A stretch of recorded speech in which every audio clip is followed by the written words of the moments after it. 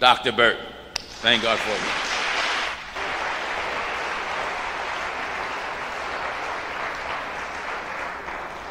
I'd like to thank Pastor Jennings for having me out here this morning.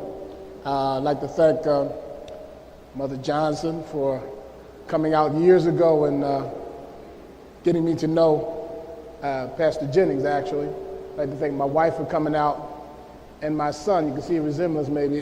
He's helping doing some technical support this morning. But anyway, I'll probably be moving around. I think I have a free mic because I want to be able to explain what I'm going to be presenting to you on the screens. I'm going to try to put this whole thing in order and as easy to understand as can be within an hour. Then we're going to give about a half-hour question and answer. So if you got questions, if you don't have anything to write them down, try to remember them, we'll deal with those questions. Cancer. I named this topic Cancer So Understood because it's been around for as long as man has been around, I guess, and there's been so many misconceptions about cancer. In my medical training, one of the major things that we consistently hear is that cancer is multifactorial. The cause of cancer is multifactorial. And that's true. There are several factors, but there's some key factors that are the major things you need to understand if you're going to make yourself safe against cancer, because the best cancer is the one you never get, and it can be prevented very effectively. It can be treated, but it can be prevented. So in order for me to be able to, let's see, you still can hear me? Everything good? Okay, great.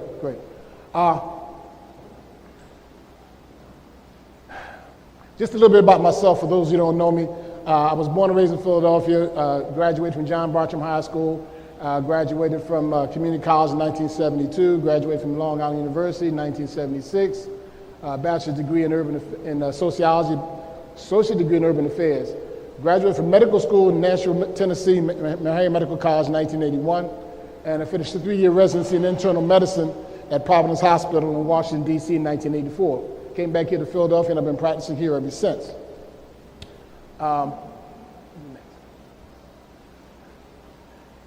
First, cancer is a group of diseases. This is not going to be death by PowerPoint. I'm going to read a few things, but it's not going to be that bad. The point I want to make from this slide is that it's a group of diseases involving abnormal cell growth with the potential to invade or spread to other parts of the body. Healthy cells divide in two ways, through mitosis, meaning one cell divides into two, and meiosis. Meiosis is a way of cell division where cells that are germ cells or cells that are going to reproduce a person, eggs or sperm, will divide not one into two, but one into four. It's not important that you remember all that. You're not going to be quizzed on it. I just want to make mention of it in case you read somewhere that is the case. You can go to the next slide. Cancer cells also divide, but they don't divide like normal cells. They divide one maybe into 3 or maybe 5.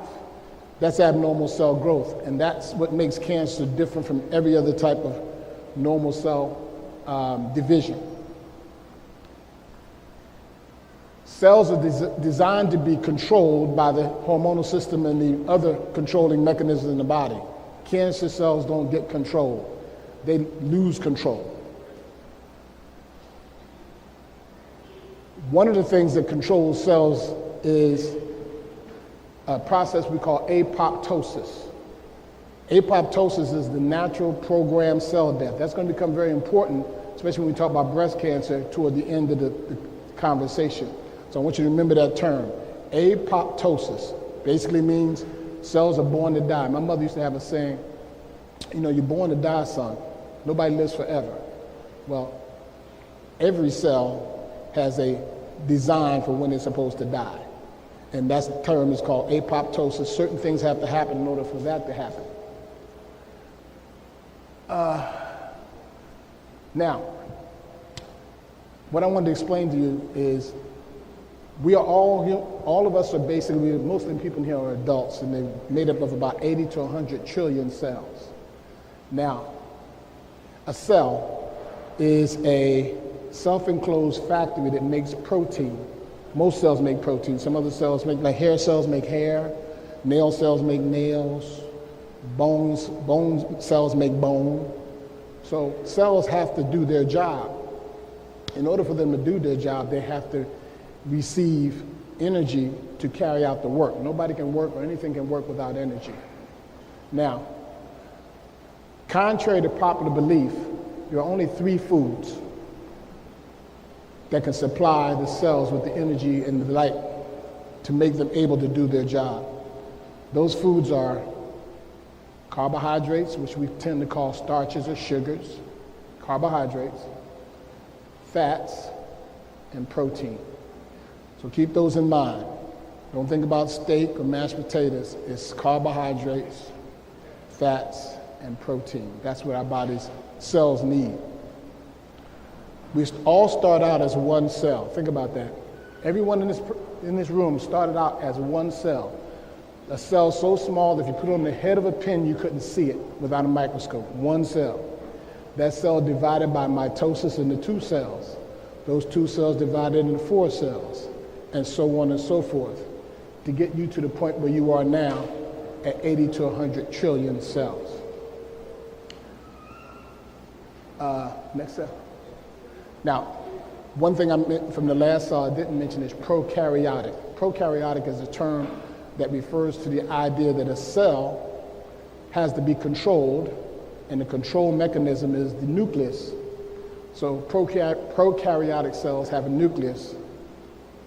Bacteria are not prokaryotic cells. They're one cell too, but they don't have a nucleus, which is the difference between prokaryotic and what we call eukaryotic cells, like bacteria. Now, as I said, the average adult is made up of about 70 to 100 trillion cells. Just to give you an idea of what that means, I asked the patient this once in the office, and they weren't clear about what trillion meant. So I decided to do this.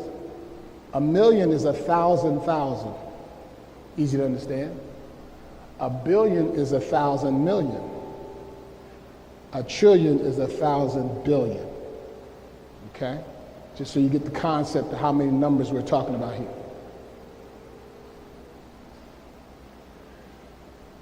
As I said earlier, prokaryotic cells are bacteria. They don't have a nucleus. They don't have a controlling factor mechanism inside the cell, like human cells mostly do. Here's the thing that's most not known by most people, and that is, of those 70 to 100 trillion cells, at least half of them are non-human. That sounds kind of strange, right? Non-human cells? Well, that's because all of us know we have bacteria living in our bodies, right? You know that. Okay. Well, half of the cells that make up our biome, we call it, are actually non-human bacteria. And part of understanding how to be healthy is how to maintain control of those bacteria, control the bad ones, and feed the good ones. So basically, when you're eating to take care of your bacteria. Think about that. You're eating to make sure that your good bacteria are well fed and the bad bacteria are controlled. That's the whole idea here.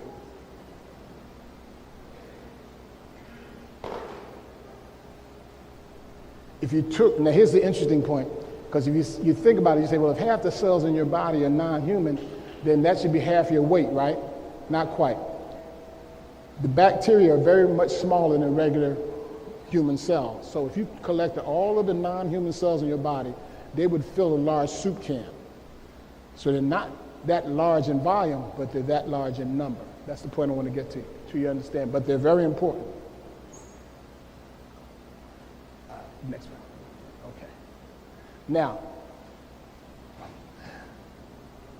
good bacteria, probiotics. You've heard that term before, probiotic, correct? Okay. These are the 3 primary probiotics. Lactobacillus, which is an acid-loving milk bacillus. This is the one that most people get when they eat yogurt. Okay? And the second is the Bifidobacterium bifidum. It's the one that actually helps you to keep from getting Stomach ulcers, you heard of ulcers in the stomach and that sort of thing. Well, that's the one that prevents and keeps your stomach lining healthy. And the last one, a Streptococcus thermophilus, is actually the bacteria they use to make yogurt and mozzarella cheese and other fermented dairy products. Okay? So these are the bacteria that actually live inside you that you're trying to feed to keep healthy. You feed probiotics with prebiotics. And what are good prebiotics? Fermented foods, particularly sauerkraut. I don't know how many people here eat sauerkraut, but that's just one. Now, I wanted to start out by talking about a gentleman that I knew, a good friend of mine. He died a few years ago. This gentleman's name is James P. Carter. Dr. Carter was a professor at Tulane University in the tropical medicine department. Became friends with him in 1987. And Dr. Carter wrote a book. And the name of the book is Racketeering in Medicine, The Suppression of Alternatives. Now, what he tried to do with this book is to try to explain to people why medicine is such a difficult industry to control or to get the benefit from. You all know about the stuff that's going on down in Washington with Obamacare and Trump, that whole deal. Well, medicine is a big money maker. And cancer is even bigger. I mean, it's ridiculous how much money is made on cancer. The average cancer patient makes about $150,000 for the industry. Think about that, 150 grand. So every cancer patient is worth a lot of money. Well, what he did with this book is try to explain that people who come up with answers for cancer and other chronic diseases are actually suppressed. The industry keeps them down and doesn't want their information to be out there. So he documented many of the physicians who, over the years, helped to try to heal people and what kind of efforts the government and other industry powers did to suppress their work. Now we go to Brian Scott Peskin. Brian Scott Peskin is a gentleman who is an engineer for MIT in the Massachusetts Institute of Technology. And he was in Asia at a meeting several years ago. And he was, as he said, bored to death with the conversation in the conferences. So one day in the conference, he happened to hear somebody get up and talk about a gentleman named Otto Warburg. He became so fascinated by Otto Warburg that he decided to write a book to explain fully what this guy was about. Next one. This is Otto Heinrich Warburg, just like Mark Wahlberg, same spelling. This gentleman is a gentleman who was born in the 1800s, and he won the Nobel Peace Prize in 1931 because he figured out why cells become cancerous. And it's very interesting how he figured it out. But go to the next cell. These are microscopic pictures of cells. These happen to be stomach cells. Here's the next one. These are some other stomachs. These are what cells. Now I talked to you about nuclei. Those blue circles in the middle, those are the nucleus of cells. Because it's important to understand how that works. Next one. These happen to be red blood cells. Okay? If you look at a smear in the microscope, this is what a red blood cell looks like. And actually, this is not quite as normal a picture as you would see in a person that has a great blood picture, because the cells don't look as uniform as they should. In an ideal slide, they all look like donuts. This is an electron scanning microscope showing you at a higher resolution what cells look like. These are all red blood cells. Why red blood cells? Because they carry oxygen. This goes back to what Otto Warburg was pointing out. Oxygen is the whole thing, and red blood cells basically carry about 200, each cell carries about 280 million molecules of hemoglobin. You've heard of hemoglobin before? Heme meaning iron, globin meaning protein. Hemoglobin is the protein-iron complex that carries oxygen. Each one of those little donut-looking things carries about 280 million molecules of hemoglobin, which pick up oxygen as they pass through the lungs. This is the picture of a red blood cell as it squeezed through a capillary. Here's how you understand this, very basic. Blood cells are gauged by large down to small. The smallest blood vessel is a capillary. If you cut your wrist, you would see a blood artery pumping out blood, and you can actually pick it up and see it, and you probably see blood coming out of it. In the capillary, that's too small for you to see. But that's the place where gas exchange takes place, where the red blood cells give up oxygen, pick up carbon dioxide. And that's how small the capillary is. It only allows one red blood cell through at a time. Now, this is a diagram of a cell itself, a cell that has all of the what's so-called organelles. Humans have organs. Each cell has, not each cell, human cells have organelles. And in the organelles, the nucleus is an organelle, but so are mitochondria. And I wanted to point out here,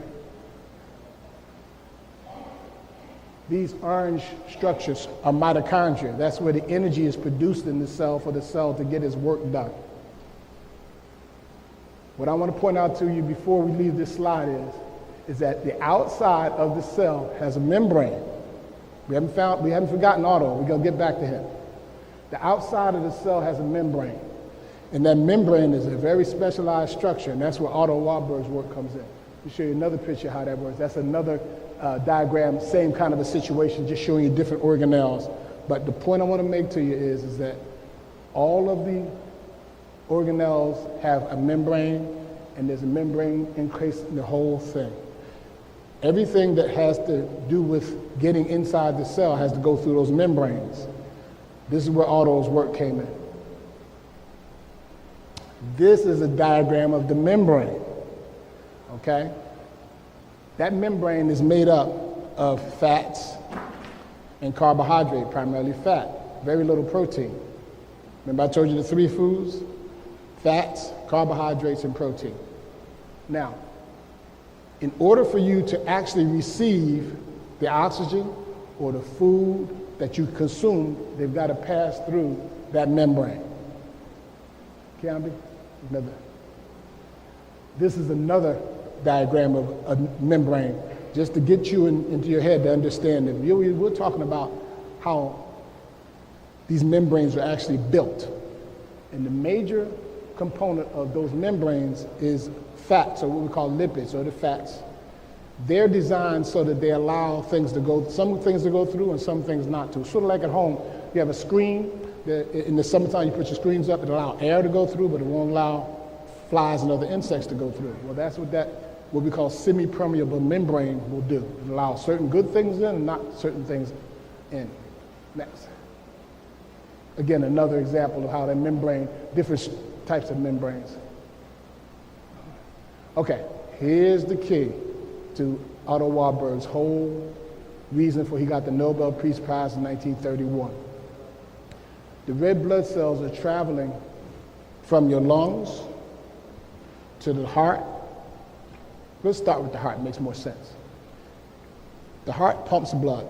It pumps the blood to the body and to the heart, to the lungs. When the blood goes to the tissues, it gives up its oxygen because it got through the small capillaries and it got close to the red blood cells. Because I thought about this, if you say to a person, look, I'm breathing because I'm breathing in air. You need air, we're all breathing. So we know air gets into our lungs by breathing. How does it get from the lungs to the cells? We got 70 to 100 trillion cells. Those cells got to get oxygen. How do you get oxygen to those cells? Well, the capillaries, which is the smallest blood vessels, when those red blood cells go through those capillaries, they get very, very, very close to the cells there. And when they get that close, the cell membrane, which I showed you all those diagrams of, it pulls oxygen off of the red blood cells as they pass by. And it gives up carbon dioxide, which is the waste. That's what's produced with the cell using all of its energy to make protein or whatever it makes. The waste product or the garbage is the carbon dioxide. It releases the carbon dioxide and pulls off the oxygen as the red blood cells slither by in the capillaries. Then they go back to the heart, get pumped to the lungs, and as they go to the lungs, they give up the carbon dioxide and pick up more oxygen. then go back to the heart and get sent back to the tissues and reverse the whole process over and over again. Now, how does that make any sense with what I'm talking about? What Otto Warburg found out was that if that membrane is not healthy, it's not going to be able to pull that oxygen off of the red blood cells as it passes by the tissues. Okay, if it can't pull off the oxygen, how's the cell going to make energy? Got to make energy somehow. So the cell has a backup plan for making energy if it can't get enough oxygen. Cell membrane is not healthy enough to pull oxygen, so it's got to do something. It goes through a process of what we call fermentation. And in that process, that becomes cancer. So cancer, in fact, is plan B for getting energy if you can't get oxygen. That's what Otto Warburg found out in 1931 and got the Nobel Peace Prize. Okay? This is a diagram saying pretty much what I just told you, that the cells, the red blood cells go back and forth from the tissue to the heart, to the lungs, to the heart, to the tissue, to the heart, to the lungs, back and forth taking carbon dioxide and oxygen. If the cell membranes, as the red blood cells pass by, have enough ability to pull oxygen off of the red blood cells, then they'll have oxygen to make energy, because you need oxygen to make energy. Everybody's seen an experiment where you took a candle and you put a glass over the candle and the candle went out, right? Because you have to have oxygen to create the energy. So if the cells, the same thing. If the cells don't have enough oxygen, they can't produce enough energy. If they can't produce enough energy that way, they go to plan B, which is cancer. Now, I wanted to bring this gentleman up because he's a very, very important gentleman. His name is Weston Price. He's born in 1870, died in 1948. Probably the greatest dentist that ever lived. Take that back. The greatest dentist that ever lived, no problem. Now, why is he important? He's important in this whole thing because he conducted a study in 1900 from 1900 to 1925. The American Dental Association asked him if he would conduct a study to see what the safety of root canals was all about. So he did that. So he headed up a group of doctors who had multiple clinics around the country. And what they did was, if a patient came into one of their clinics who had any kind of chronic degenerative disease, anything, lupus, rheumatoid cancer, anything, any disease, and had had a root canal put in prior to the onset of that disease, they would take the root canal out of the patient and embed it in the skin of a healthy rabbit. They averaged 500 rabbits a year for 25 years. They watched the rabbit and they watched the patient. Patient would get better, rabbit come down with the same exact disease the patient had. Interesting, isn't it? In 1923, he published his work. It was 1,174 pages, showing the connection between root canal teeth and chronic degenerative diseases of all kinds. He said the number one disease he saw coming from those teeth was rheumatoid group lesions, or autoimmune diseases, or cardiovascular diseases, or you get connective tissue disease. All are basically euphemisms for the same process. But he said they were coming from root canal teeth, which are basically a center for infection in the body. Because taking that tooth and taking out the blood vessels and the nerve don't solve the problem. They just leave you with a dead tooth. And anything that dies will turn into something else. Now, when he realized that the American Dental Association was not interested in finding out that information about root canal teeth, because all of you heard about that, right? No, isn't that interesting? 1,174 pages, published in 1923, and nobody here heard about it. Okay, that's what he said. It's not going to be heard about. So what I need to do is find out why people get cavities in the first place. So he set out on a trip, him and his wife, and they went around the world examining people's teeth. He said, because if I could keep people from getting cavities, I can keep them from getting need for root canals. What he found was, in a nutshell, that the number one cause of tooth decay is not how many dentists you see, or not how many times you floss, or if you use the right toothpaste, Crest versus Colgate, has nothing to do with it. The number one problem causing tooth decay was the consumption of the foods of modern convenience. What are they? White flour, white sugar, white rice, canned food, excess vegetable oil, and caffeine. Or the foods of modern convenience, as he often referred to them. And he said that the people who didn't eat those foods would have healthy teeth. These are pictures that he took of people around the world who had healthy teeth who did not eat the foods of modern consumption, modern convenience. But then he found people who did. Next one. These are the people who did eat the foods of modern convenience. See the difference?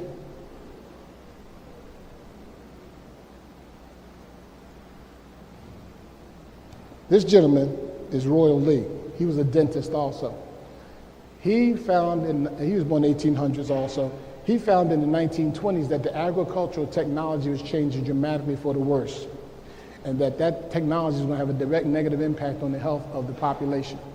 So he, being a dentist in Milwaukee, purchased a 500-acre farm in Palmyra, Wisconsin, and started growing food organically and developing techniques for harvesting, juicing, vacuum drying, tableting, and capsulating foods, and made alliances with naturopaths, veterinarians, acupuncturists, and the like to develop formulations to help people and animals with chronic illnesses.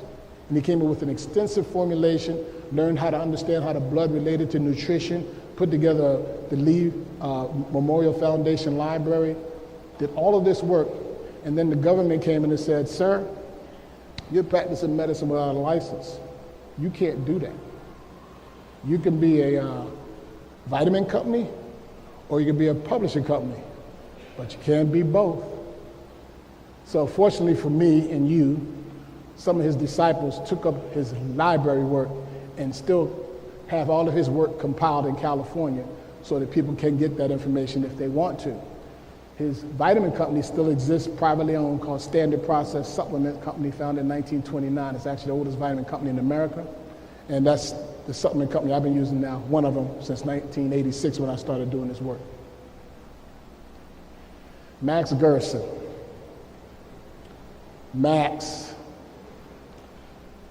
also a German, he was a physician who developed a technology, a technique for treating cancer and chronic degenerative diseases, understanding they are truly multifactorial.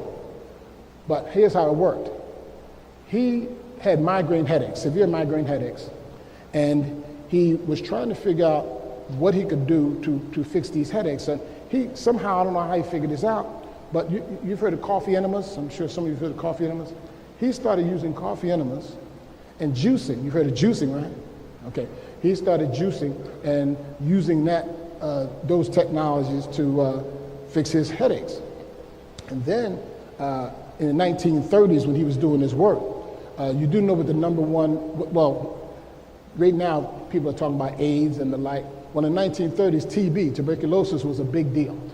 And he decided, since that was such a widespread infection, he would try his nutrition, low salt diet, took the salt, which is in processed food, juicing, and also the coffee enemas to detox, because he found you do the coffee enemas, you detox the liver. He was actually able to cure TB that way. Of course, you all heard about that too, right?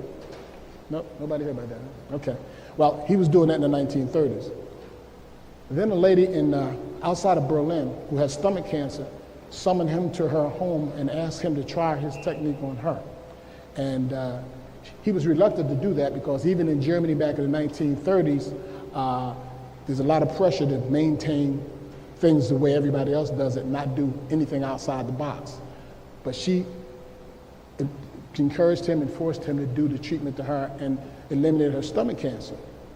Then the rise of Hitler, he came to be, and Max Gerson left the country through Austria, came to the United States, set up practice in New York, and was treating people with cancer with his program. In 1946, he was invited to testify in Congress at a Senate Select Subcommittee hearing chaired by Claude Pepper, who was a senator from Florida. And with him, he brought 5 people who had been diagnosed with cancer, who had been cured with his technology. And one of them was a lady who was from Upper Darby, who had been diagnosed at Jefferson, which is where I was born. And that transcript is still available. You can get that. Now we're getting to the part I wanted to help you understand really, really well. This is a gentleman named David Perlmutter. David Perlmutter published a book recently called Grain Brain. David helped me in a case I had back about 20 years ago, a patient with LELS, which unfortunately the patient didn't survive, but I did make contact with him. And he has this concept that grain is actually the major culprit in dementia. Okay? That's going to become important in a little while. Camby? This is William Davis. William Davis is a cardiologist out of, I think it's Minnesota, somewhere out in the Midwest. But anyway, he wrote this book called Wheat Belly. And in his book, he talks about the fact that the number one cause of diabetes, you've all heard of diabetes, is consumption of grains, particularly wheat. And I heard him speak, got his book, started to pay attention to what he was saying. And I remember when I was a kid, we always ate a loaf of bread a day between my father, my mother, and my two sisters. You know, sandwiches for lunch, toast for breakfast, you know the deal. And then we went from white bread to brown bread because brown was supposed to be better, right? Okay, well, brown bread actually is worse. We'll talk about that. Now we get to Stephen Gundry. This book is new. If you haven't heard of this book, you need to get it because he's figured it out. The reason I started to really focus on this guy is because I've been watching him on the internet for the past year and a half, and he said he was coming out with this book. So I mentioned it to a patient, and she went out and got the book. She and her husband went on the program. And a short while later, they came into the office looking like brand new money. And I said, what y'all been doing? She said, we followed the program in the book, Doc. He's figured it out. I said, oh yeah? I said, okay. So I went out that day to Barnes & Noble and bought the book and started reading it. And I was convinced this guy's figured it out. Now, you might think, well, he's come up with a new concept, right? No.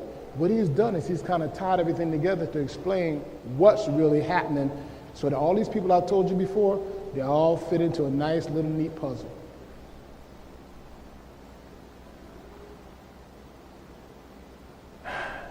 This slide basically says every living thing possesses the drive to survive and pass on its genes to the future generations. That's what we're all doing. Plants plants regard all predators, including us, as their enemies. Different concept, folks. I remember my wife tells me all the time, I talk to my plants. I used to kind of poo-poo that. You know, you talk to your plants. Do they hear you? Do they talk back? What's the deal? Well, as I read this book, I'm starting to understand that plants do have an intent and a consciousness. Now, I know that sounds kind of strange, right? I get it. Hang in there. Hang with me. You'll see. Your job is to find out which plants are your friends and which plants are your enemies. Plants are great chemists and alchemists, actually. Here's the way their deal goes. Plants have been here for millions and millions and millions of years. They've been here. They just ran the whole planet. Before animals showed up. When animals showed up, animals wanted to eat the plants. Makes sense, right? Well, plants decided they had to deal with these new life forms. So what the plants did is they developed a strategy. Some plants said, look, what we're going to do is we're going to get the animals to help us to spread our progeny, to help us reproduce ourselves and put ourselves all over the planet. And what we'll do is we'll make our fruit, you know, the fruit is where the seeds are held, right? That's where the babies are held. We'll make our fruit sweet and we'll make the seeds hard so that they can stand the trip through the animal's gastrointestinal tract. So that when that animal finally finds somewhere he wants to dump, he'll dump those seeds with his feces, and that feces will serve as fertilizer for our new babies. Genius, right? Okay. So we'll even let the animal know when it's time to eat us, because we'll change our color from green to red, yellow, orange. That'll let him know it's time to eat, because you know all animals that eat fruit have color vision. Did you know that? All animals that eat fruit have color vision, so they can know when the fruit is white, like the color changes. So anyway, that was one strategy. The other strategy was, some plants said, well, we don't want animals eating us. We don't want to be eaten. So here's what we're going to do. We're going to figure out a way to make up this chemical that'll make the animals that eat us sick.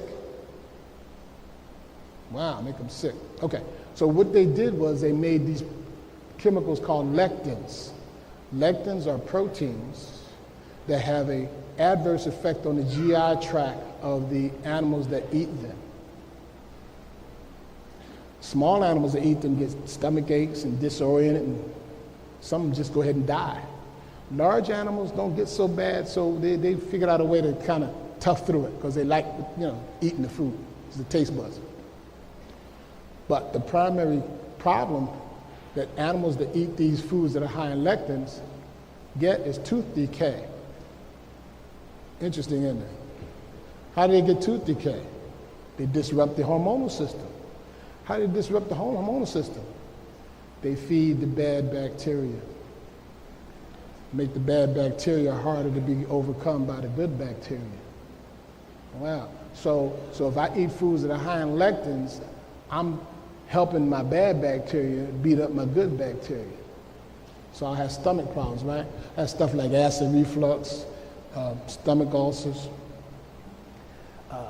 Crohn's disease, irritable bowel syndrome. Wow, all that just from eating them things, huh? So that's how this whole thing works. Remember back to the good bacteria, bad bacteria? Now, this is what I just talked about. This is very important. With respect to fruit, this is really genius. Fruits are sweet, right? Let me qualify that. Not all fruits are sweet. Some fruits are sweet, okay?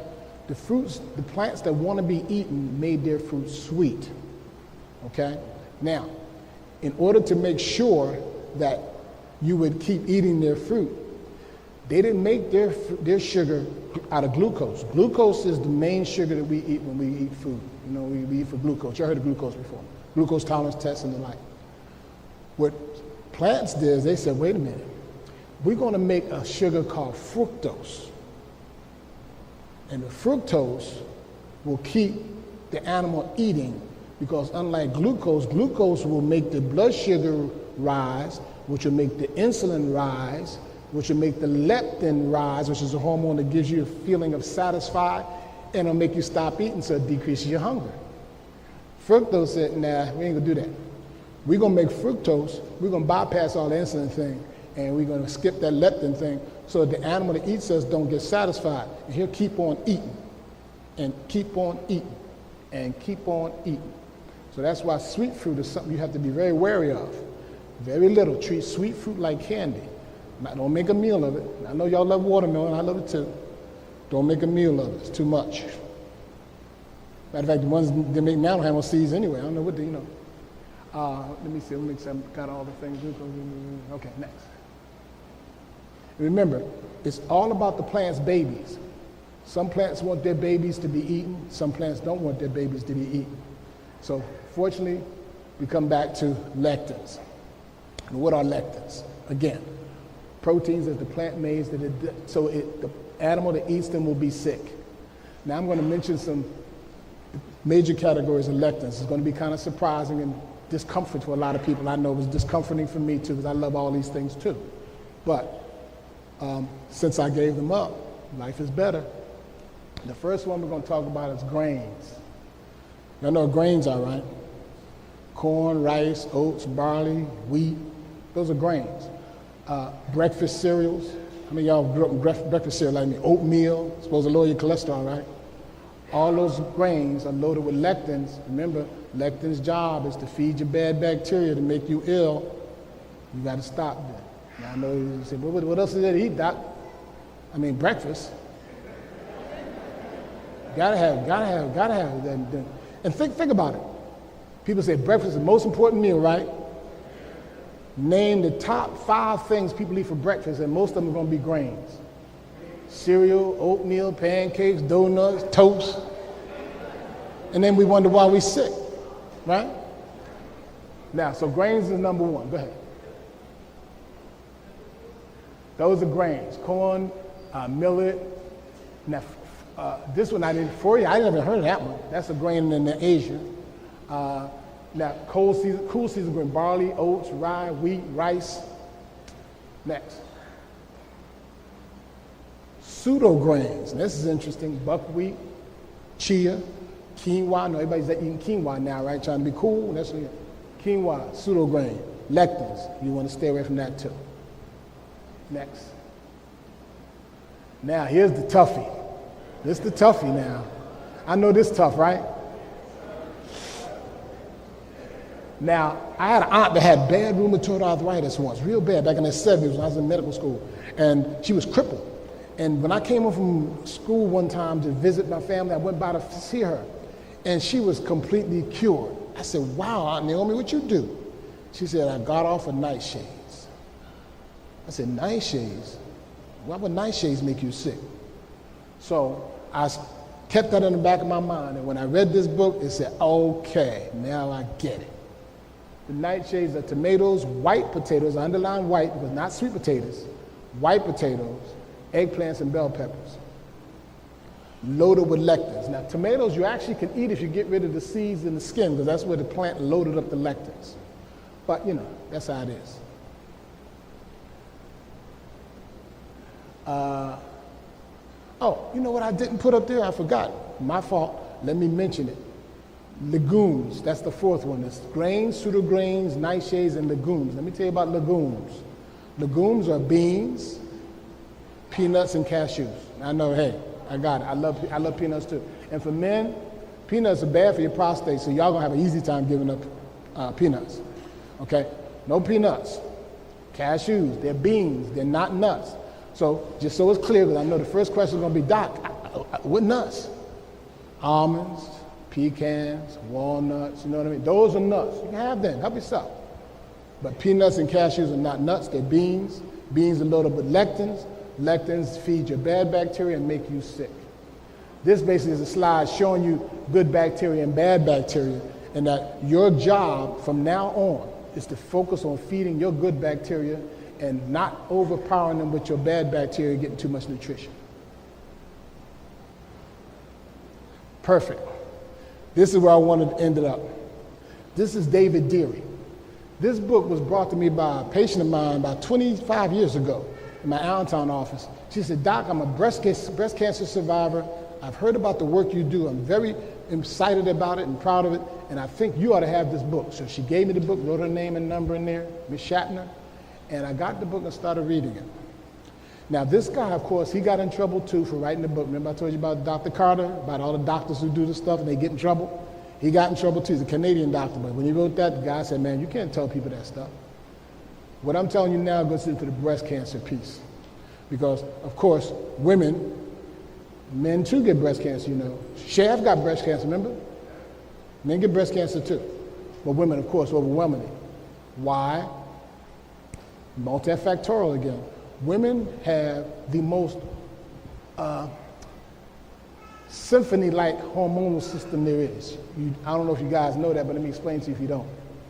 We all have hormones. We all have the same hormones. Men got estrogen, and women got testosterone. But the way their hormones work is a whole lot different from the way our hormones work, because everything got to change cyclically. And you know how a symphony goes, when something don't work like it's supposed to work, at the time it's supposed to work, things ain't right? Okay. The breasts have to change, the uterus has to change. The whole purpose, remember I told you earlier on in the slide that the whole purpose is to reproduce? Every time a woman goes through a cycle, she's trying to get ready to reproduce a baby. That's what the body's doing, okay? To get her ready. So the breasts have to change, all these things have to change.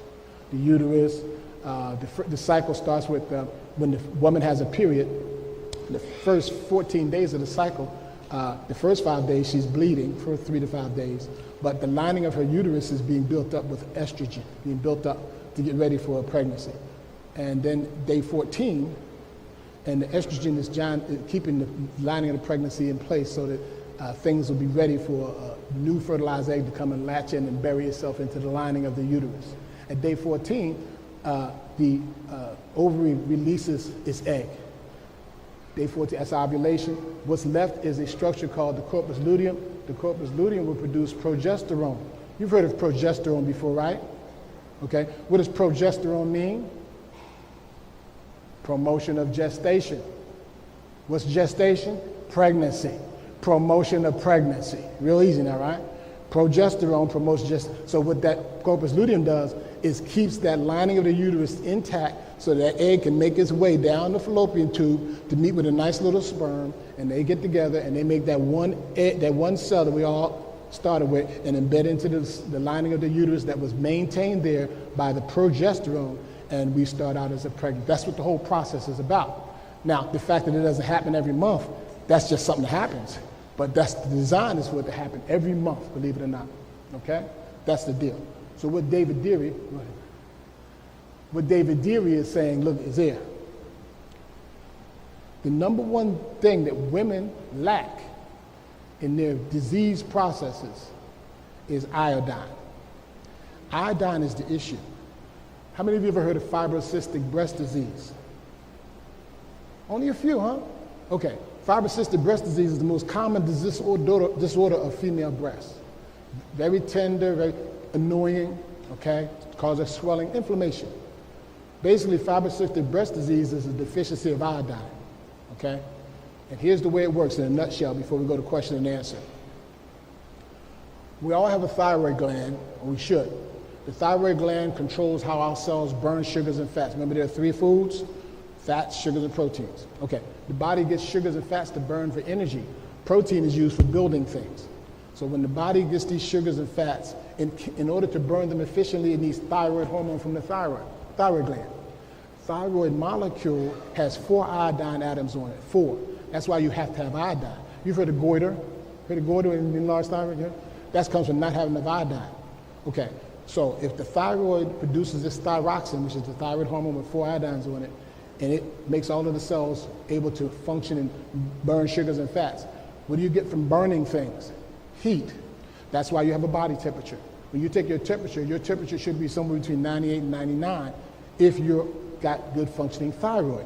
If you take your temperatures and you're consistently below 98, say 96, 97, your thyroid is not working well. Just shook a gentleman's hand a little while ago. His hand is ice cold. He's got low thyroid. He doesn't know it because we didn't do an office visit here today. But he has low thyroid. So if you want to check that, take your temperature 9, 12, and 3 for 5 days, 9 in the morning, 12 noon, 3 in the afternoon for 5 days. Average your temperatures. If you're consistently not getting up to 98, you got low thyroid. Now, because the thyroid is so critical to your whole well-being, the thyroid has a, what do you call it? It has first dibs on all the iodine. So if you're in an area where there isn't a lot of iodine like America, then you're going to not get enough iodine unless you make a point to get some iodine in your system. Now, the Japanese have the highest iodine intake because they eat a lot of seaweed and a lot of seafood. And they have the lowest cancer rates. Did you know that? Lowest cancer rates, highest iodine intake. America, low iodine intake, high cancer rates. Interesting, isn't it? Well, here's the deal. When you get the little bit of iodine you do get in your diet, and you know Morton's iodine salt was the first, the iodine was the first mineral known to be deficiency in the diet of America. That's why they put iodine in the salt, Morton's iodine salt. But of course, people aren't eating much salt today because they're scared of high blood pressure, right? So that's not happening anymore. So people are getting low iodine. That's the deal. So anyway, if the body is deficient in iodine, it's like a pregnant woman. A pregnant woman has to eat for 2. If she only eats for 1, who gets the food? The baby. That's right. So she got to eat for 2. Well, if you got a thyroid and you don't have enough iodine, guess who gets the iodine? The thyroid. Whatever little iodine you got, the thyroid gets it. So all of the rest of the body and every tissue, every cell, every body fluid has iodine in order for you to be healthy. So your thyroid gland will suck up all available iodine. The rest of the body will be deficient. And remember I told you about apoptosis, programmed cell death?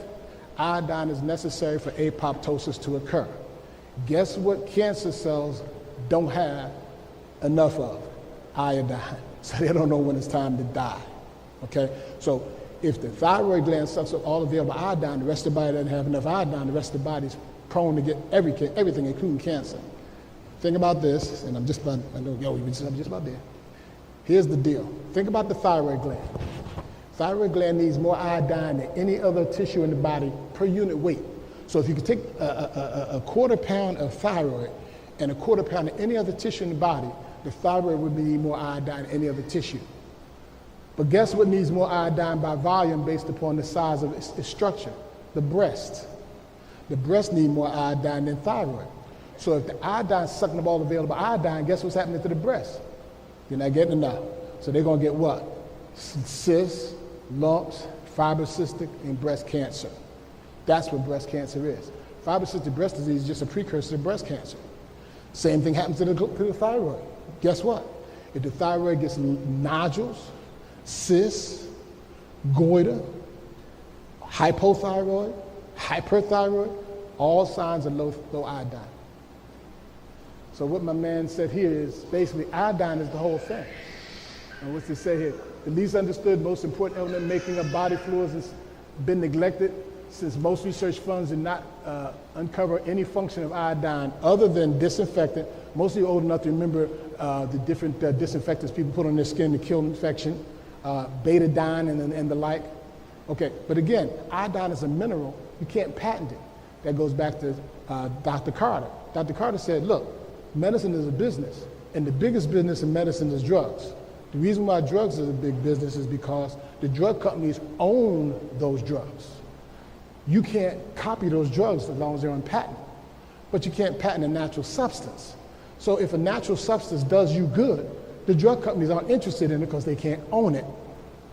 You can't own iodine. So that's the essence of this whole thing. Of course, it found the highest amounts in seaweed. Let's see. Yeah. Okay, these are just, I listed these. I'm not going to read all of them for you, but these are just the number of proposed functions of iodine in the body. And the main one I wanted to point out is, this is another thing. You do know that if a woman doesn't have, before conception, enough iodine in her body, then she can have a high likelihood of developing a child that has mental dysfunction. You've heard of cretinism, right? Cretinism is an iodine deficiency in the woman before she conceives. So it's important that women take iodine. That's one of the things I want to make clear on this. And I think let's see. We talked about fibrocystic breast disease.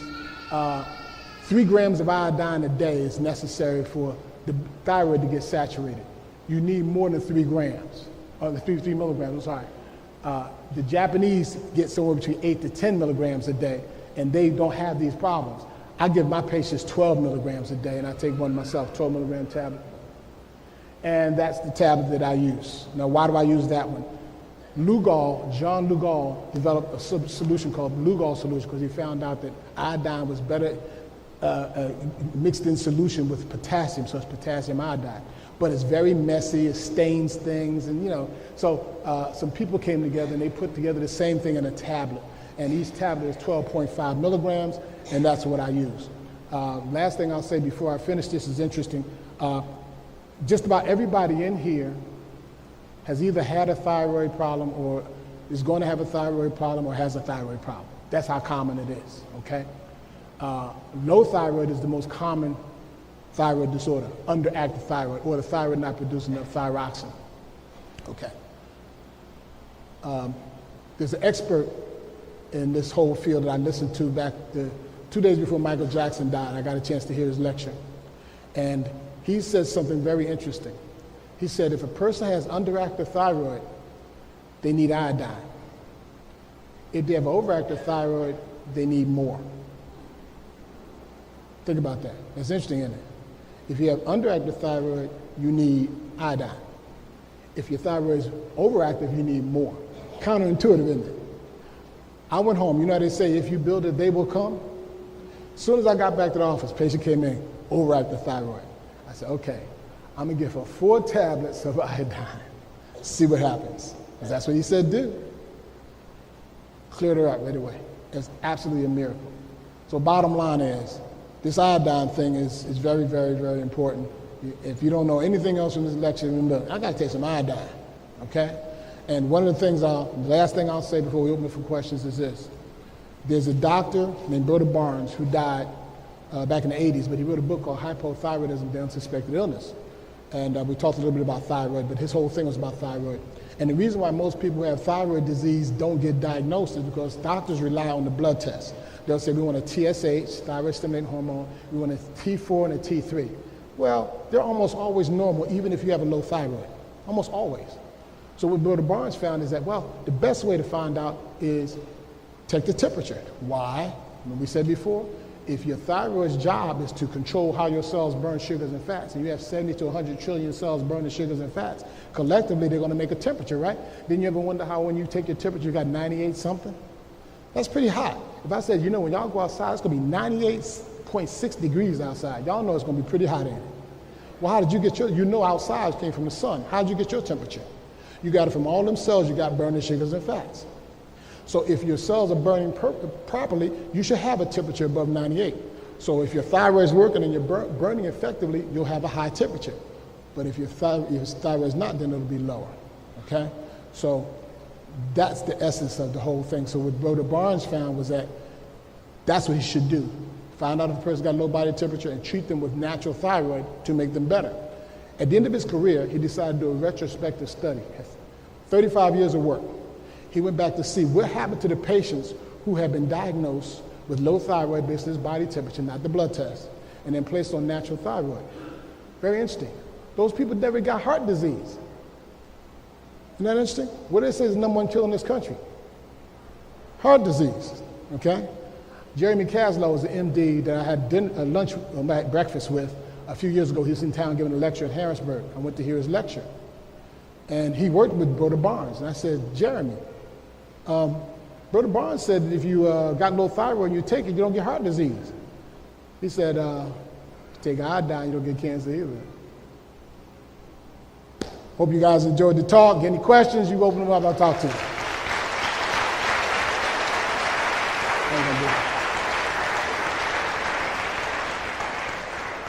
Okay, how you gonna do the mic thing? Look, wherever you put the mic to, I'm doing. So we get to them. You say for iodine, if you don't have thyroids. If you don't have a thyroid? Yes. Okay, you had a thyroidectomy. Yes. So you either had cancer or overactive thyroid, and that's how they treated you. Yes, right? I had cancer. Right. So you still have to take iodine. Okay. I take Synthroid. You take Synthroid. That's synthetic. That's synthetic thyroid. Mm-hmm. That's synthetic thyroid. Though. You still need iodine. Okay. How are your temperatures even with that Synthroid? How your temperatures good? You ever take them? Most people don't take them unless they got a fever. Take your temperature and see what they are. If your temperatures, if you take your temperature 9, 12, and 3 for 5 days and they're looking good, your Synthroid's working. If it's not, then your Synthroid's not working. You need to do something that's a little different. Probably nature throid.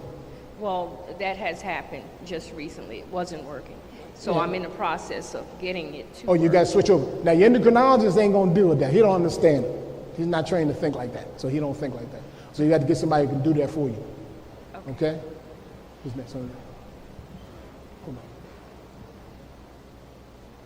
Why is it so hard to get functional tests? Why does somebody get what kind of test? Why is it so hard when you go to the doctor that they won't give you functional tests? Functional tests. Give me an example what you mean by functional tests. Your liver. Liver? Yes. Liver function?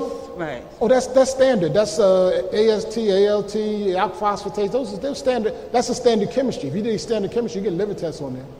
You'll get that. Oh, okay. Yeah, don't worry about that. That's easy.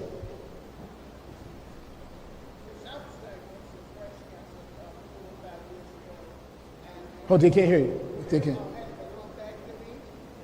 She was diagnosed with breast cancer 4 or 5 years ago. She had a lumpectomy. Go ahead. Got more lymph nodes. They took out lymph nodes, yeah. And the doctor has put me on high doses of estrogen. and say I would have to be on that for 5 more years. Right. But it gives me so many side effects like Right. aching and just. Now, let me tell you why they should not put you on estrogen. Estrogen, remember we said what's the main job of estrogen? Is to increase the lining of your uterus to get ready for pregnancy, right? So it makes things grow. You don't want things to grow after you're an adult. You know what I mean? So you don't want to take, which they should have given you is progesterone.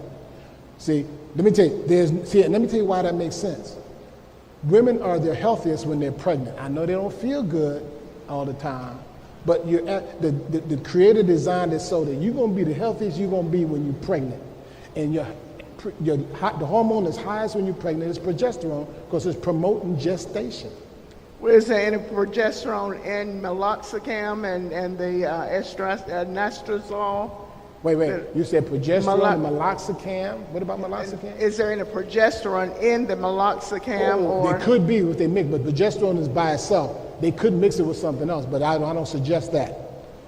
Progesterone by itself. In other words, if you have breast cancer, you need to do progesterone, but what the main thing you want to do is make sure your thyroid's working and you're taking iodine if you want to not get it again.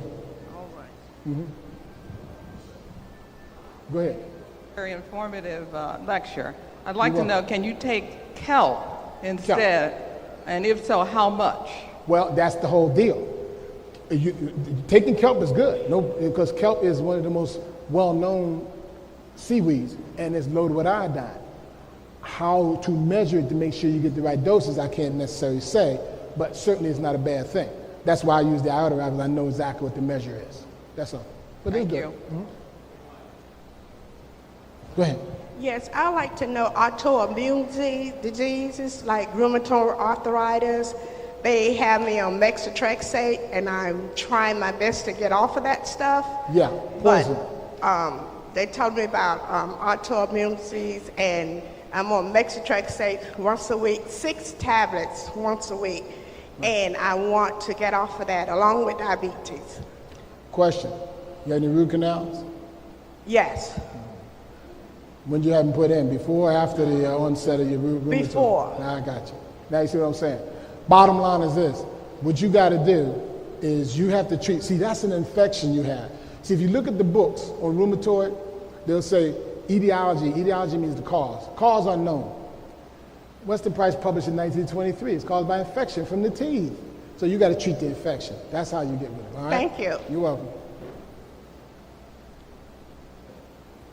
Go ahead.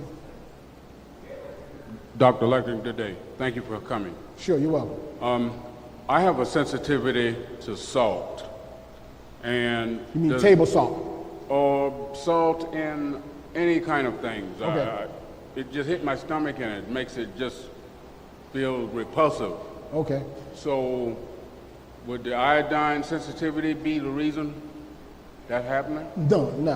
Matter of fact, anytime, first of all, I didn't talk about this in the conversation, but anytime a person has a GI sensitivity, the first thing I want to do is treat for parasites.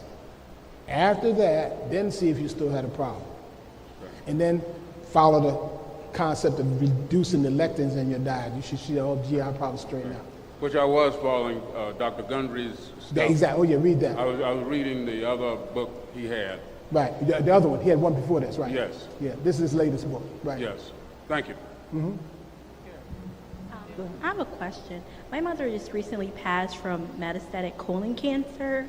Wait, could you start again? My mother just passed away from metastatic colon cancer, and I wanted to know, is there any benefit to immunotherapy? Because it seems she became worse, started to have like renal problems, liver problems once she began the immunotherapy. I don't know if I understood the whole question. Your mother has metastatic cancer Correct, yes, the colon. from colon, Yes. and your question is what should... go Is ahead. there any benefit to immunotherapy versus chemotherapy? Well, here's the problem. In medicine, remember, medicine is a business. There's 3 treatments for cancer in medicine: chemo, radiation, and surgery. In fact, in California, if somebody suggests, a physician suggests anything other than those 3, it's a felony. It's business. So what can you do about metastatic cancer outside of what they're suggesting? You got to look for, now see, understand, I don't see there's a reason why a person can't undergo certain things that for conventional doctors and do some alternative things. First of all, everybody should be eating good. I don't care what treatment plan you suggest. Got to get the eating thing right, and everybody should be taking iodine. Now, the doctors don't necessarily know you should be taking iodine, but you need to take it anyway. And the words of warning, all doctors are going to prohibit you from taking any nutritional supplement. They think it'll kill you. It's going to cause you to bleed to death. It's not good for you. Don't believe that. Okay? They mean well. They're just part of their training. They don't know. So there's certain basic things you have to take: vitamin D, iodine, essential fats, and minerals. Because that was the other thing that I wanted to point out with respect to the lecture with Dr. Otto Warburg.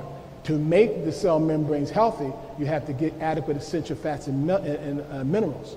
And the essential fats are found primarily in flax, coconut oil, evening primrose oil, those kinds of things. Hello, Dr. Burton. Hello. Cardiology. Now, after having triple heart bypass. You had a triple heart bypass? Right. Okay. Is it possible that I can become back to normal? Sure. Without getting out of breath, like after walking a mile? Interestingly enough, Dr. Gundry is a cardiovascular surgeon who got started on this nutrition thing because he found out he can reverse heart disease with nutrition. And he stopped doing surgery. Okay, where is he located? Where is he? Yeah. Oh, he's in California. I think Loma Linda, and he was in Loma Linda. He's out in California though. Oh, okay. But the basic thing is follow the diet. That, and the only other thing you need to know about is chelation therapy. We don't talk about. Okay, because I always get out of breath. Pardon me? I always get out of breath. If I walk Yeah. You ever heard of chelation therapy? I'm sorry? Chelation therapy? No. You need to look chelation therapy up. Okay. That and Gundry's diet, you should be good. Do you do that? Do you do that? Oh, absolutely. I've been doing it for 30 years. All right. You take Blue Cross Blue Shield? Well, we can talk about it. We can talk about it.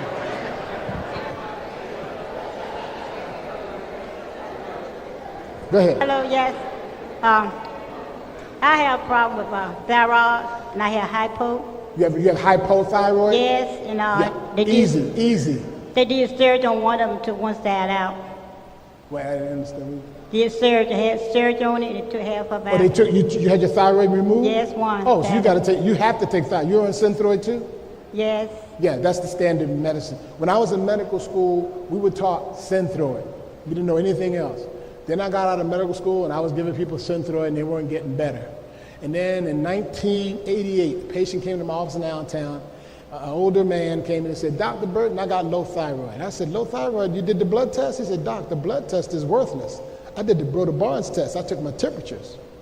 I said, oh. So I go home and read Broder-Barnes' book. Everybody I'm seeing got Broder-Barnes things. So I started taking their temperatures and putting them on thyroid, and they started snapping out of it. You got to take thyroid, but you got not Synthroid. If Synthroid is not working for you, and it can work in about 5-10% of the cases, but if it's not working, you got to take a natural thyroid. I take one every day. You take what? I take I take a pill every morning, every day. Yeah, I understand. If it's working for you, don't stop. But if it ain't working, you got to take something else. Don't seem like it working. I really don't seem like it working. He told me I might pick my weight back up. You're saying to me, how do you know if it's working? What do you say? I mean, don't seem like it might not be working like it should. You know, I don't feel like sometimes I might feel out of energy or tired sometimes like that. But when you take that medicine, it's supposed to help boost you up, help build your thyroid up. Did you understand what she said? What did she say? Okay, that's when I take my medicine. When you take thyroid? Yes, one a day. What happens when you take thyroid? Thyroid. Well, does it make you feel good? No. Then stop. Real simple. Who's that? That's what you need. That's what you need to do. Stop that and you can find out what you really need. You ain't taking the right stuff. You can if you want. You can, but he ain't gonna tell you what to take. He's gonna tell you to take more. I don't want to go back to him. Pardon me? No, bring no powders. Go ahead, who's next? See, you have to understand, your doctor hasn't been trained this way. And the only reason I know this is because I got out of medical school in 1981. And then I went to residency, and I got out of residency in 1984. And then I hit the road and started finding docs that really know how to help people. Because I had seen doctors in the military, I seen doctors at St. Joe's Hospital here in North Philly, where I was an orderly at work. I seen doctors in medical school and doctors in residency. They wasn't doing it. I seen enough. I want to find guys that really know how to help people. And I found them. And those are the guys I just showed you. You ain't gonna hear about them.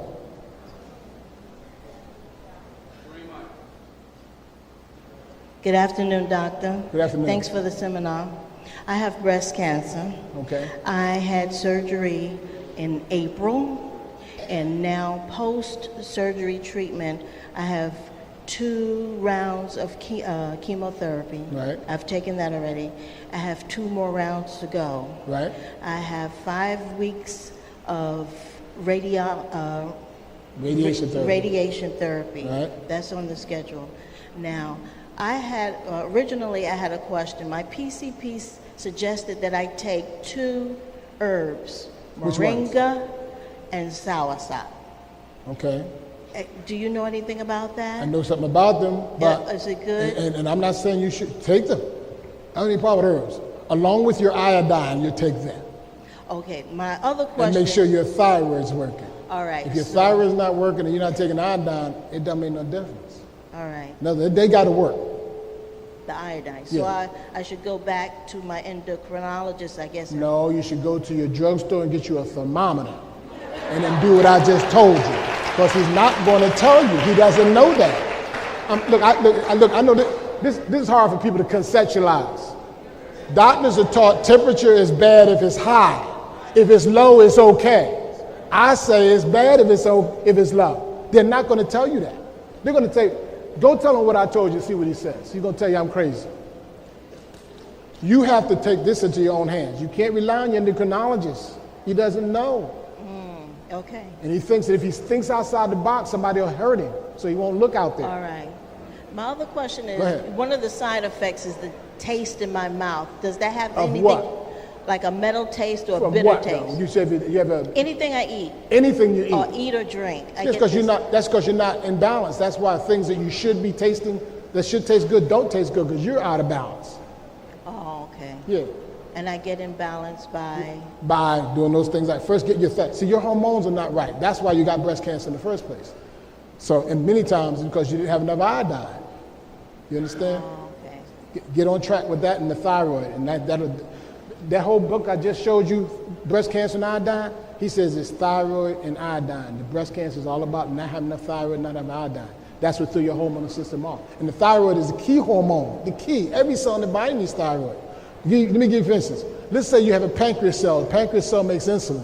Let's say that the pancreas cells don't have enough thyroid, so they can't make enough insulin. What are you going to get now? Diabetes. But what was the real problem? You had enough thyroid.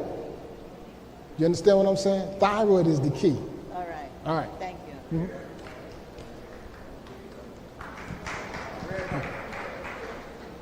Greetings, doctor.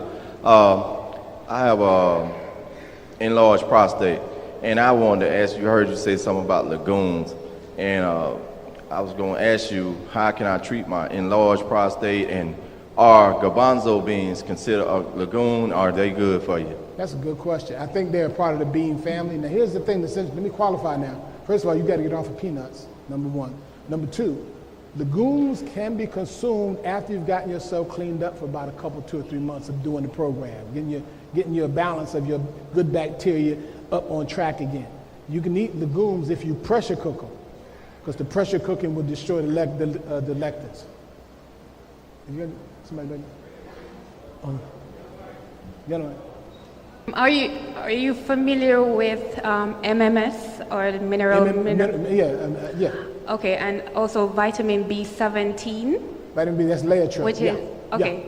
Yeah. Are those very effective in the cure of cancer? No, not especially 17. I tried it. Not that effective. You said vitamin B17, right? Vitamin B17, Okay. Laetrile. Oh. Apricot pits. No. And tried it, don't work. Never saw a person get better with it. I never saw a person get better with it. Now, I'm not saying somebody somewhere in the world didn't see somebody get better. I tried it on several cancer patients back in the 90s, didn't see it work. And the MMS is a no-no as well? I'm sure it's a mineral supplement. Again, there are lots of mineral supplements, and minerals are key. So it's not going to hurt you. But I'm just saying, as far as Laetrile or B17, don't count on it. And also, you mentioned some foods that we're not supposed to be eating. But what should we be eating? High lectin foods, grains, pseudo grains, legumes, and nightshades. Those are the foods you want to watch out for. Those foods are made from plants that don't want you to eat them. And because of that, they made lectins, and lectins are poisons to you. That's basically it. Go ahead. Good afternoon, Doctor. Good afternoon. How you doing? First, I want to say the sound in here is not very good, so most of the time we can't hear you. We got to strain to hear you. So if you can speak up, that would be helpful. You want me to speak up or speak down? Speak up. Okay. I was told to speak down. Okay. Go ahead. I want to say, we explain to the audience how important essential vitamins and nutrients are to your health, how important the pH is to your health. Could you cover that? Because I haven't heard anybody mention that at all. And the percentage of oxygen that determines if you have cancer, because at a certain level of oxygen indicates cancer. Yeah, well, essentially, cancer is a low oxygen situation. What level of low oxygen is kind of, I don't know a measure for that, but I do know that the whole idea that Otto Warburg came up with was that if the cells are not getting enough oxygen, they're going to revert to another way of getting energy, and that's going to be cancer. As far as pH is concerned, every area of the body has its own natural level of pH. And what I have found is that if the body is getting all of the tissue, all of the minerals and essential fats and vitamins that it needs, which it can get through most of the things I didn't say this. People say, well, Doc, if you can't eat legumes, you can't eat nightshades, you can't eat grains or pseudograins, what can I eat? You can eat meat, good quality, assuming, seafood, fowl is birds, eggs, fruits, as long as they're not, you watch out for the very sweet fruits, don't eat them like candy, and vegetables, as long as they're not high in lectins. Help yourself. That's basically, they'll give you, if you eat good quality of those with organics, you'll get plenty of minerals, along with mineral supplementation. That's the whole thing. You got to have good mineral supplementation. All those will make the pH like it should be. Yeah. Dr. Burton, God bless you and thank you for the knowledge. I just wanted to know your thoughts on the late Dr. Sebi. With his he didn't have any formal training, so I just wanted to know your thoughts on that. Yeah, he had no formal training. Right. 3rd grade. Right. Yeah. And so I wanted to know your thoughts on that, as well as the moderation diet, like eating everything or taking things in moderation. Well, understand, as far as Sebi is concerned, I met Sebi in the spring of 1982 in Washington, D.C. He was there at that time upset because Teddy Pendergrass wouldn't let him work on him to get rid of his paralysis, as if he was going to do that. But anyway, Sebi, I don't like to speak bad of the dead. What I'm going to say is this. A broke clock is right twice a day. Sebi said some things that made sense, but he said some things made no sense. And I kind of had to work with him that way. Yeah, who you got? Go ahead, whoever. Hello, thank you for all this information today. It's really informative. You're welcome. I am in remission from Hodgkin's. Good. And I want to stay cancer-free, and I was wondering I know taking iodine can help, but what are some of the best things to do to not have the cancer recur? Also, do you have any recommendations for pulmonary hypertension? Ooh, wow, pulmonary hypertension. Let me answer the first one first. The best thing a person can do to prevent a recurrence of cancer is the same thing a person can do to prevent it from coming in the first place.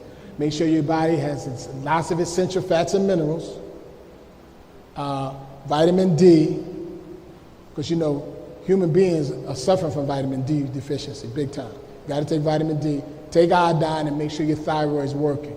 See, that's the one thing most people are missing, because again, you go to your regular doc, he does a routine thyroid study. The routine thyroid study is going to come back normal in most cases, even though you got low thyroid. So you can't go by that. You got to do your temperatures. Make sure your thyroid's working, take iodine, essential fats, minerals, and vitamin D. You'll be good. So the hypertension, the pulmonary hypertension. Oh, I'm sorry, yeah, pulmonary hypertension. Ugly disease. You know somebody has it? I hope not. Me. You had pulmonary hypertension? Yeah. Wow. From autoimmune disease. So. From what? From scleroderma. Scleroderma? Yeah, it's a symptom of scleroderma. So, wait a minute, you got root canals too? I had a root canal. I had 2. Yeah. Young. Okay. Scleroderma is autoimmune disease, so-called. Connective tissue disease, cardiovascular disease, rheumatoid group lesion. You know that's what that is, right? Yeah. Okay, I have so you have an lupus infection. overlap also. Pardon me? I have lupus overlap with that. You have a dental infection. That's what you have. You got to treat that infection. So you don't have several different diseases. You got one problem. You just haven't dealt with it. How do I deal with that? Oh, well, I can show you. I can't tell you right now. We out of time. Yeah. Bottom line, I can tell you about that. But basically, you have an infection. Okay. Scleroderma. Yeah. My wife won't mind me telling you. My wife has lupus, which is a cousin of what you got. It's autoimmune disease. It's so-called autoimmune. It's an infection. So, okay, the antibiotic protocol, you do that? Yeah. Have you seen go to the Road Back Foundation? Yeah, I have. Yeah. Oh, there you go. All right, You well, got it. That's Brown's I'll see therapy. it. Okay. All right, thank you. I just want to thank you for the lecture you gave. You're welcome. For digestive issues, herbalist suggested a plant-based diet for me. Plant-based, vegan. Plant-based. Oh, wait, hold. You a vegan? Yes. Don't. Not good. Now, look, I know, hold on. I was a vegetarian for 23 years. You know why I gave it up? Why? My old vegetarians, meaning people who had been vegetarian the longest, were coming down with cancer.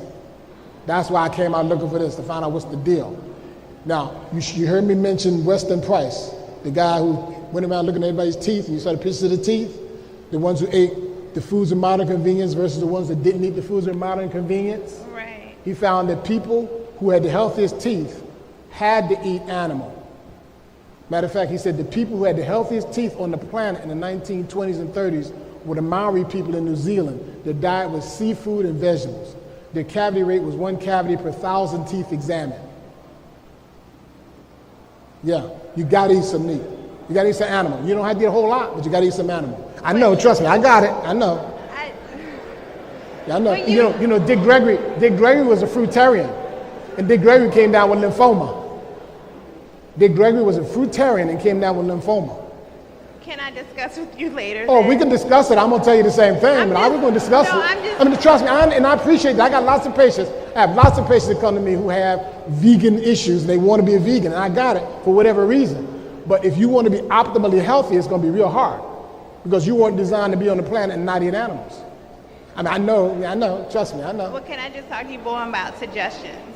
I guess suggestions. Any suggestions for what? For just moving forward, just talk to you more about. Oh, that. we have to sit down and talk, Okay. hold hands, and pray.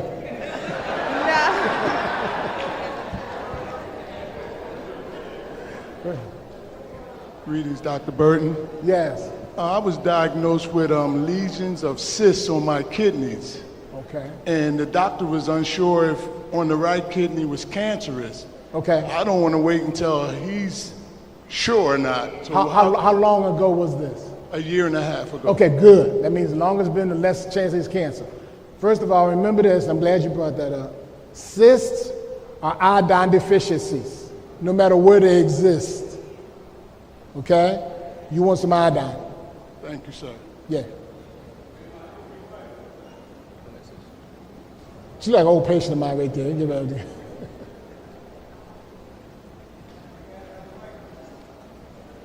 Who's next? Get this lady mic here. Okay. Yes. Thank you for being here, doctor.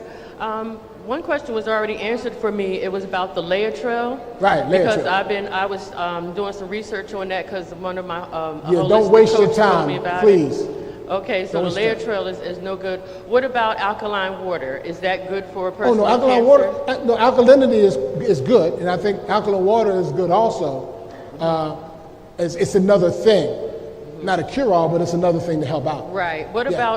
about cancer being vitamin C deficiency. Is that true? Because I know I've had cancer, and I'm right now I'm in stage 4 breast cancer, and I've had it for like 3 years now. But I've been taking vitamins and doing herbs and changed my diet, and so far my oncologist is trying to tell me that I need to keep getting radiation scans so they can check this and check this, but I keep on declining it because I was told that radiation is bad for you, and I've had that already and chemotherapy, so I stay away from all of that right now. Vitamin C is important, especially as an anti-infective agent, but people who have deficiency in vitamin C also have deficiency in other vitamins and minerals, so it's hard to isolate out vitamin C being the culprit. Okay. Go ahead. Got it? Go ahead, try it again.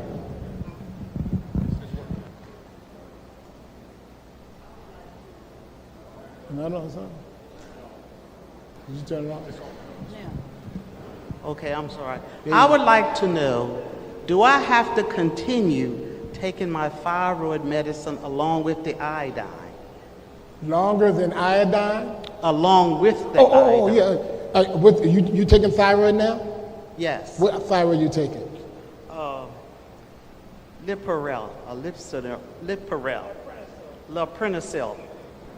Wait, lisinopril is blood pressure medicine. It's what? Lisinopril is blood pressure medicine. You're taking something for thyroid? It will say liothyronine or levothyroxine or something like that. What does it say? Yeah, it's something like Synthroid. It's Synthroid, right. Okay, here's the deal. Synthroid, as I said earlier, if it's working for you, keep taking it. If it's not working for you, stop taking it and get on something that's working. Iodine you need to take for the rest of your days. How often do I take my temperature? 9 in the morning, 12 noon, and 3 in the afternoon for 5 days. Oh, okay. And average out the temperature. In other words, at the end of the, when you get ready to go to bed, it's 9 o'clock, you take a temperature, it says 98.2. You add the 9 o'clock temperature, the 3 o'clock temperature, the 12 o'clock temperature, the 9 a.m. temperature, add them together, divide by 3. That gives you an average. If that temperature is not getting close to 98 or above, your thyroid is not working well. Or your thermometer is broke, something wrong. Okay, thank you. She's been waiting patiently. Hi, Dr. Burton. Thank you for being here today and sharing all the information you shared with us. You're welcome. My question is, what is your treatment for uterine fibroids? Uterine fibroids? Really interesting question. Believe it or not, there's a doctor who promoted a therapy that I've been using called autoheme therapy. And in autoheme therapy, what you do basically is take about 5 to 10 cc's of blood out of the patient and inject it back into their hip. And that, along with diet, you do that once a week for about 10, 15 weeks, and that usually shrinks the fibroids.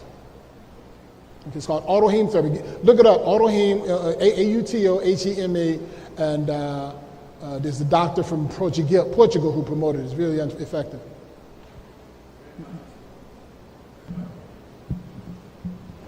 Thank you for your information. I was diagnosed with prostate cancer some years ago. I had radiation therapy, 3 months of that. Then after that, came back again. I had hormone therapy, something I wouldn't advise to nobody. It was terrible. So then another year, 2 years later, the cancer came back again. My ribs started feeling like somebody was stabbing me with a knife. I got to where I couldn't walk or stand up. Sometimes have to crawl to the bathroom. So I went to the doctor. He said, well, now you got stage 4 aggressive cancer. He said, I'm the type of Gleason. Your Gleason is all this and that. And your PSA is in the hundreds. He said, look, the way it is, he said, I'm be honest, you maybe got 3 to 6 months to live. This was 3 years ago. Right. So I came home, right? And I told my pastor, he said, well, that's the truth. He said, you may have cancer, but the truth you hear. He started with my spirituality part. And then fortunately, I started doing some study, and people came to me about moringa, this vitamin C. I started doing this vitamin D thing. I started doing black seed, getting into herbs and everything. That was 3 years ago. I'm here today. That's so great. Then about another year or two ago, it came back. He said, listen, it's as bad as it was before, or even worse. He said, I'm not going to tell you only got 3 to 6 months to live this time. You do what you've been doing last time, and I'm going to do what I'm doing. But now it's coming back again. And he's telling me that There is no way. Right now, my ribs is cracked from the cancer in my spines, my lip nodes, outside my prostate, and they telling me there's no cure for it. What I want to know is, can I cure it? I'm believing it can be cured. And what route should I take? Because I don't want to do the chemo anymore. Now, see, here's the thing, and I want to point this out to the audience. When people say, I treated that cancer and the cancer came back. I treated it and it came back. No, it never went anywhere. You got to change the conditions. That's like having a relative that won't leave. You think you put them out and you see them back the next day. You ain't really got rid of them yet. What you got to do is you got to change. See, cancer is very interesting because, I'm sure all of you have heard the sociological principle where if you take a boy out of a neighborhood, he's a bad kid, he's a bad neighborhood, and you take him and reform, then you put him back in that same bad neighborhood, what's going to happen? You know what I mean? Likelihood that we get back there again, right? Well, you got to change the environment that created the cancer. The cancer was created. Remember, I told you now, Otto Warburg found that if the cells can't get enough oxygen, they are going to revert to cancer. So they got to get. So in other words, in order for cells to get their adequate amount of oxygen, they have to have a healthy environment to live in. So, and the best way to supply that is with essential fats, minerals, vitamin D. You got to make sure those are loaded. And all of the guys who really do, the big guys, Max Gerson. Gerson had a clinic in Mexico, and everybody who came there got 20 pounds of organic food a day in the form of juices, 5 or 6 coffee enemas every day. Iodine. He gave you liquid iodine. Max Gerson said if you were sick, you needed thyroid and iodine, period. If you had a sickness, you need thyroid and iodine. So are you taking thyroid, iodine, all that sort of stuff? No, I have vitamin C, vitamin D. But not thyroid and iodine. But I you never can go heard vitamin I never everything you heard about want. that, If right. you ain't taking thyroid and iodine, it ain't going to work. And iodine, okay, that's what I You want got to to, know. I'm telling you, you got to do that. Those are the keys. All right. See, understand now, I had people come to my office and they had shopping bags of supplements. Shopping bag. And they say, Doc, which one should I take? I say, which one's working? Which one's working? How many vitamins can you afford? You can go to GNC and buy the whole store, because remember now, it's a business. They're going to sell everything they can. That's why I tell you, there's only a few things you really need to understand. You don't need to take all of that stuff. Is it nice? It's right. It's like, is it nice to put A1 sauce versus Heinz 57? It's up to you. But the real function is eat the food. Who's next? Yeah, go ahead. Yes, sir. How you doing? Good. How you doing? My question is the autoimmune disease. Is that a result of the lack of iodine or an infected tooth? From what I heard from that's so very far. interesting because different people have different different takes on autoimmune. David Deary felt that iodine was the basis of everything, lack of iodine. But here's the point you have to remember now: the term autoimmune is kind of tricky, first of all, because the term autoimmune was developed to explain the concept that the body is attacking itself. Autoimmune, self-immune. So, I don't accept that phrase other than for communication to make people understand what I'm talking about, but I don't believe the body is actually attacking itself. Here's what Weston Price found when he published his work in 1923. He said, look, here's the deal. If you've got an infection in your mouth and you think you've gotten rid of it, because what happens is people have a cavity, persons have a cavity, right? And the doctor said, well, you need a root canal. So what they do is they drill out all the area they think and take out the blood vessel in the nerve, and they fill it with a hardener. They put a disinfectant in with the idea of killing all of the infection. Then they put a hardener in. Now you got a hard tooth that you can still use. That's the concept. Now, let me digress a minute. Most of what dentists do is not good for you. I know people don't want to hear that. Most of what standard dentists do, fluoride inactivates the thyroid. You got fluoride toothpaste, fluoride treatments, right? 51% of the filling that dentists use is mercury. Mercury is the second most toxic metal known to man behind plutonium. The only place you can use mercury now, for instance, you can't go buy, you go to Rite Aid or the Walgreens, you cannot buy a mercury thermometer anymore. You know that, right? I had to order mine from India. You can't buy them anymore because it's unsafe for human population to deal with. The only place you can put mercury that's safe now is put in the person's mouth. Makes sense? The dentist can still put it in your mouth, but it's unsafe everywhere else. You understand what I'm saying to you? Okay. A cap and a crown covers an infection. So you already got the infection, they just cover it up, makes it look good. Because remember, the basic business model of dentistry is a pretty smile and no pain. So if a dentist can keep you out of pain and give you a pretty smile, he's gonna make money. That's all that's necessary. Did somebody? Free mic. Go ahead. My question is, I have a relative, a cousin. Yeah. She's about 47 years old. She's currently on Coumadin for blood clots. Right. And that's been for maybe the last 10 years. Now her son, he's about 23, and he had a recent blood clot in his throat. So I want to know, is the Coumadin good for the blood clot, or is it something else herb-wise that they can do in regards to minimizing the blood clots, especially at his young age? Right. Good question. First of all, you need to know that the blood is supposed to clot. It has to clot or we'd all bleed to death. So you have mechanisms in your system to make sure that your blood clots in a certain amount of time. What Coumadin does is it extends the amount of time it takes for your blood to clot. Okay? But you still got to clot. I had a woman that came to me years ago who was from Temple, and she was on Coumadin also. You know, Coumadin is rat poison. Y'all know that. So what they did was they gave, now the standard dose of Coumadin is 5 milligrams to 7.5 milligrams every day. That's usually, sometimes 10. Sometimes 10. This lady was on 40 milligrams of Coumadin a day. So I said to her, I said, Miss Caesar, they're killing you. You're going to die. You can't take 40 milligrams of Coumadin. You were going to bleed to death. But she said, but the doctor told me, and here's what they were doing. I said, the doctor's problem is he's treating your blood clotting times. He's not treating you. He's going by how your blood clotting times respond to his doses of Coumadin. And as long as they don't respond, he's going to keep raising the dose. You can't take that much, it'll kill you. And she died a few months later. But the bottom line is, you don't have blood clots because you don't have enough Coumadin in your system. That's not why people clot. People clot because they don't have the other chemicals balanced in their body. All the electrolytes, electricity balanced. That's what needs to be balanced. Remember I told you, every cell needs thyroid and all the minerals. You get all those balanced out, people tend to do okay. Excuse me just a minute. Because we're on a time schedule, we're going to take it to just 1 o'clock. Now, we're going to ask you, no one else stand that other than those that are standing. That way Dr. Burton can reach you, because I'm pretty sure you're enjoying it.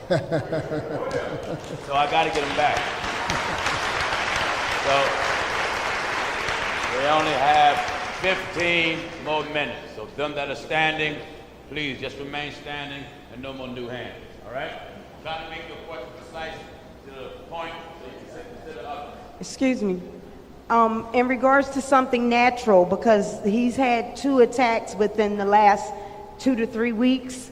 So what can they take natural or organically to help with the situation in regards to the blood clot?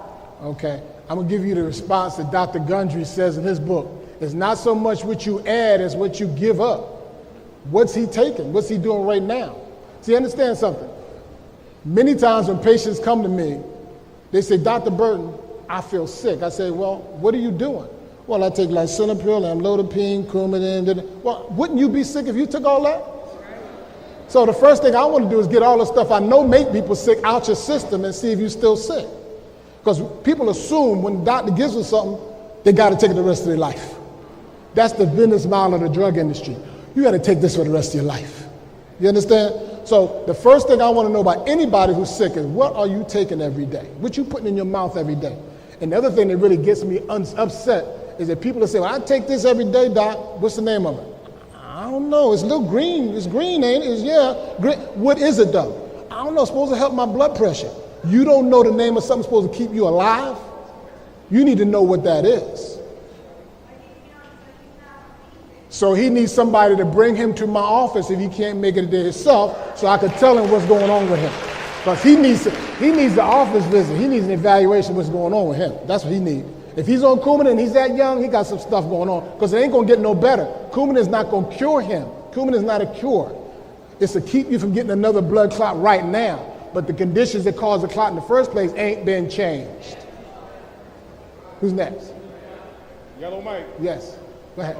Yes, I was wondering if your herbals help inflammation, mucus, and cancer of the uterus. You're saying, do the herbs help that? Uh-huh. Yeah, well, understand. See, here's the thing. You have to understand how I approach medicine. Why did the person get the problem in the first place? In other words, see, if you're doing what you're supposed to be doing, you ain't supposed to get all that stuff. See, I got involved in this medicine, this type of work, because my father was a very, very sick man. And when I saw how many things he was getting sick with at the ages he was getting sick with them, I wanted to find out how I could avoid that. And anything that helps you avoid it will help you get rid of it. You understand that, right? Okay. My father got sick at 51 years old. At least I thought that's when he got sick. But actually he got sick a little earlier than that when I started to look at it. The first thing I noticed my father got sick was his toothbrush was always pink. You know, in the bathroom, maybe I got that toothbrushes around. Well, his was always pink. So I said, Dad, how come you got a pink toothbrush? He said, I got pyorrhea, bleeding gums. Then, next thing I know, he had to have all his teeth taken out. Then he had high blood pressure. Then he had pancreatic cancer. Then he had diabetes. Then he had heart disease. Then he had prostate cancer. Then he had congestive heart failure, multiple heart attacks, and died after 18 years of all that. And I said, wait a minute, something wrong here. I went to his doctor. I said, Doc, why is my father always sick? He said, your father's the best patient I got. He does everything I tell him. I said, obviously you don't know what to tell him. So I decided to go to medical school and find out what was the deal. And I found out the deal. It's not that complicated. Now all my classmates thought I was crazy. You know, I graduated in 1981. I went to my 35-year med school reunion 2 years ago. Those of my classmates that are still alive don't think I'm crazy anymore. Because I told them in the 1970s, one day there's going to be health food supermarkets and people are going to be drinking bottled water. Guess what?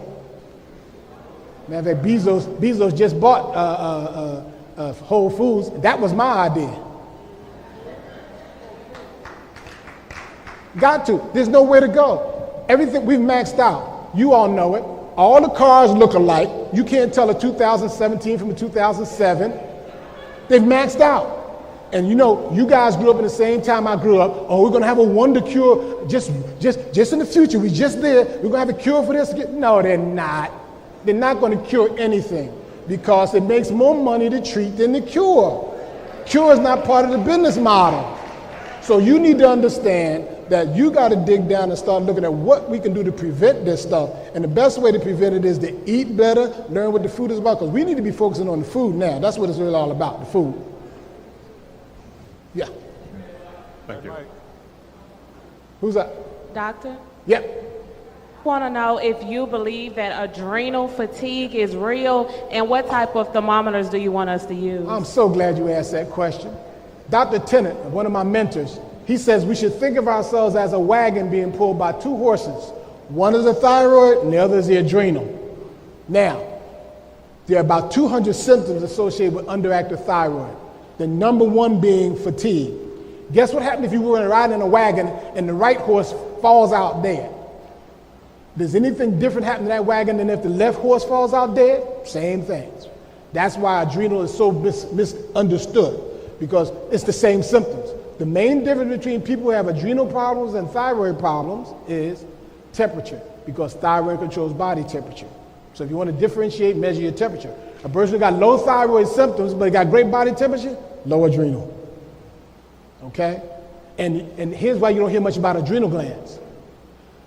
Adrenal glands sit on top of the kidneys. That's why they call them adrenal glands. They're added to the renals, which is the kidneys. Adrenal. What's the number one hormone come from the adrenal glands? Adrenaline, right? You heard of adrenaline rush? Mother, baby gets stuck under the car, she picks the car up, right? Adrenaline, right? Okay. Have you ever heard anybody had their adrenals removed? Anyone here ever hear of your adrenals being removed? Right, because you can't live without them. Now, how can you have something in your body that important and y'all don't know nothing about it? That's how it is. The doctors don't know much about it either. The good thing, though, is that there was a doctor who found out about it named, I can't think of his name offhand, but he wrote a book called Safe Uses for Cortisol. And I heard him lecture in Pittsburgh in 1988, and I didn't believe him. But in 2005, I met a doctor who told me his stuff was right. I looked it up, read it again, started using it, and he's absolutely right. People who have low adrenal function need to be on cortisol, right? Cortisol is that hormone that comes from it that handles chronic stress. Okay. The guy who figured out how to make cortisol in a cheap enough way so you could afford it is a man named Percy Julian, black chemist, considered to be a master chemist. You have to look him up. His name Percy Julian, Unforgotten Genius, I think his name is the DVD, but he's the one that made cortisol possible so that you could take cortisol. I have lots of patients on cortisol who've gotten rid of their adrenal fatigue because of that. That's right. Good question, thanks. Oh, first of all, I'd like to give thanks to our Lord and Savior Jesus Christ, and also thank Pastor Jennings for hosting such a seminar as this. We need these kind of seminars. Thank you. Thank you. And then I'd like for the audience to know that I happen to be a 20-year patient of the doctor who is speaking to us today.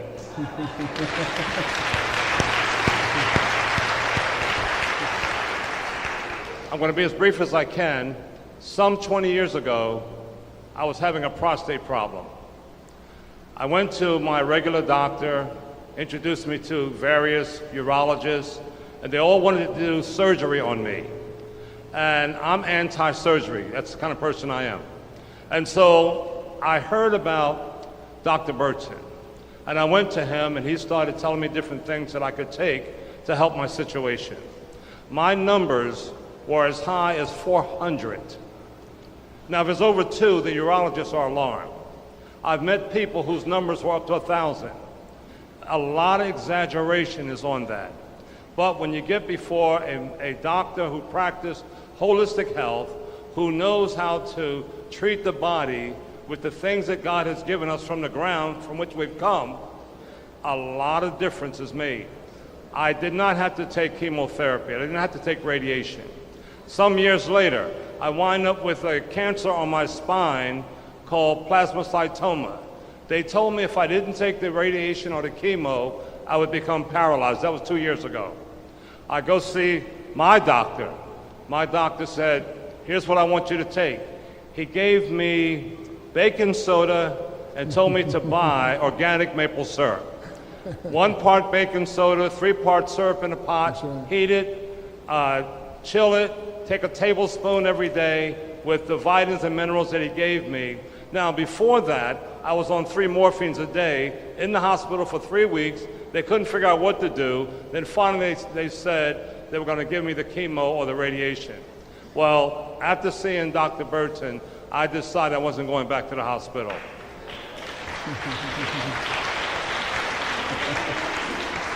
I'm going to close with this. Here I am now, 2 years later. I'm not paralyzed, no pain in my back, and I was on 3 morphines a day. I followed his advice, and in a week, no more pain. And here I am. So I can tell you all the stories, but the pastor said we're out of here by 1 o'clock. So I'm going to pass the mic on. God bless you, Doc. God bless you, Pastor.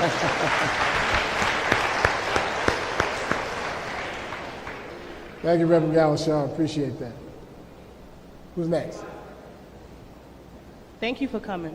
I have a question about how should I take my breast exams, and what's the best route? And also, I had my gallbladder taken out. They're telling me I didn't need it. Now I know better. God gave it to me. I sure need it. But what kind of danger I'm in without a gallbladder? And I don't poop, and they tell me that's normal for me.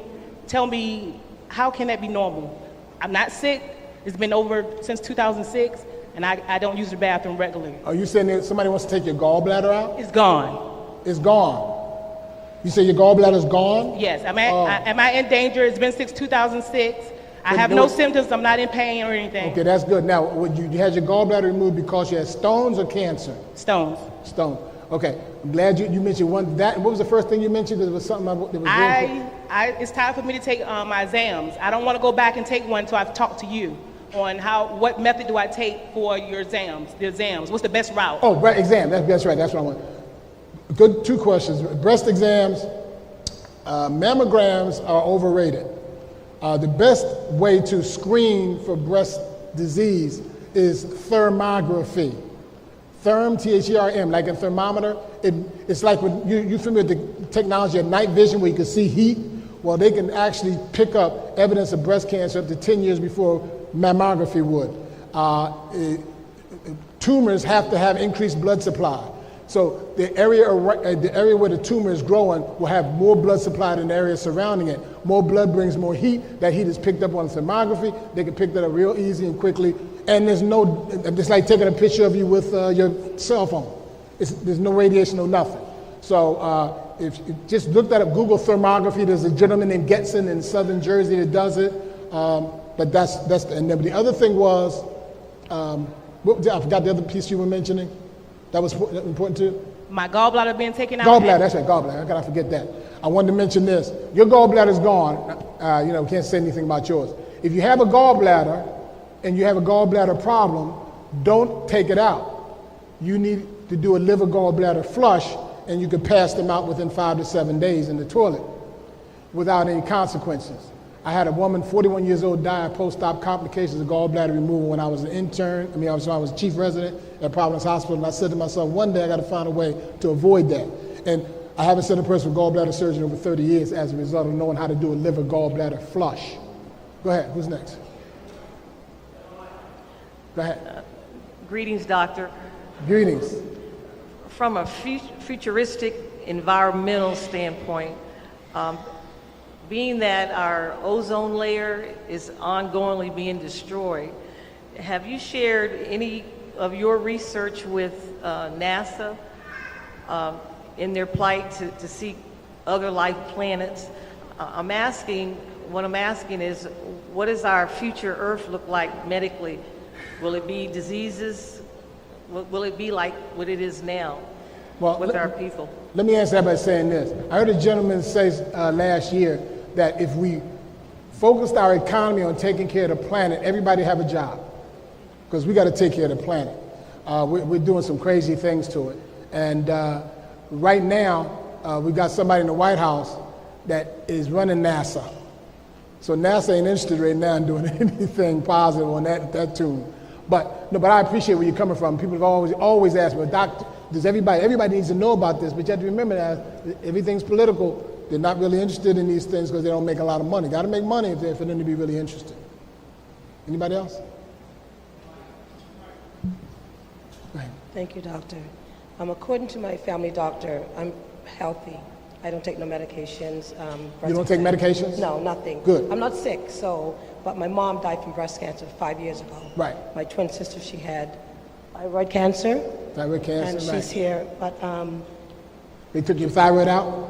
Yeah, that's what they did. So with that in mind, what should I do to prevent myself from getting breast cancer? You should do the same thing I'm doing. Okay. Essential fats, minerals, vitamin D, thyroid, and iodine. Okay. And so we're from Canada. Can you come to Canada to do a seminar for us? We have to talk about that. Yes. Now you have no thyroid. You taking Synthroid? You taking iodine? No, you need to take iodine. You taking vitamin D? Good. You got to take vitamin D. And one more thing. Where can we get your tablets? Oh, you can get method. Call my office. I'll give you some of my cards later. So call the office. Get your we can card. get you some. Yeah, we can get you some. No problem. It's one Brothers and sisters, we got to quit. Yeah. Thank Dr. Burton for being here. Thank you for inviting me. Thank you. Excellent. Now, before you go, you that want information about his office, we have a stack of business cards up here. You can get one from his wife. Just step up and you can get them right up here. God willing, we're going to try to organize another seminar once me and my brother get together, because we would love to be able to address just men. And we love, because some men got problems they want to talk about. So we would love to get a chance to address men, and we love to come back and have another separate seminar to just address women. But again, we Glad you enjoy it. What we're looking to do, this will be on DVD, and it will be available. Not only that, we also going to take this lecture and air it. It'll be aired nationwide on our telecast. That way you'll be able to see it.